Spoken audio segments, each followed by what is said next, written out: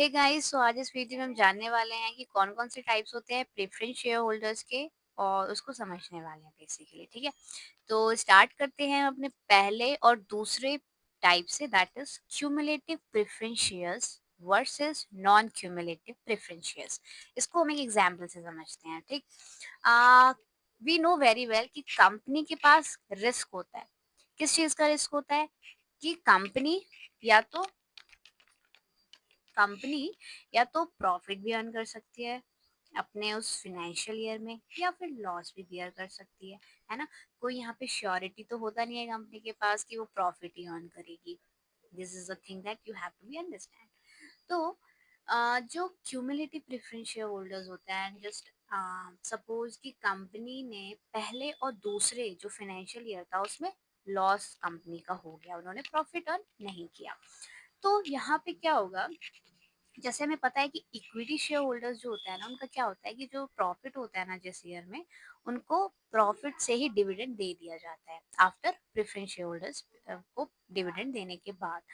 और लेकिन जिस साल में लॉस होता है तो उनको कुछ नहीं मिलता, डिविडेंड नहीं मिलता क्योंकि लॉस हुआ है कंपनी को। लेकिन क्यूमुलेटिव प्रेफरेंस शेयर होल्डर्स में एक फायदा होता है। क्या फायदा होता है? कि सपोज पहले और दूसरे साल में कंपनी को लॉस हुआ और तीसरे साल में ही प्रॉफिट हो गया।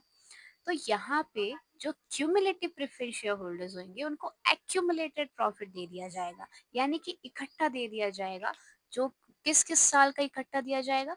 पहले साल का, दूसरे साल का, क्योंकि पहले दूसरे साल में लॉस हुआ था, और तीसरे साल में तो प्रॉफिट ही हुआ है। तो यहाँ पे सब कुछ एक सम अप करके, या फिर बोले तो एक्यूमुलेट करके प्रॉफिट दे दिया जाता है क्यूमुलेटिव प्रेफरेंस शेयर होल्डर्स को।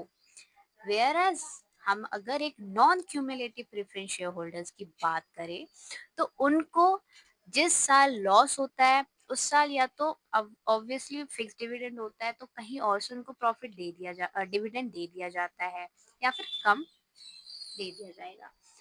ठीक है, ऑब्वियसली फिक्स होता है तो कहीं और से ही दिया जाएगा।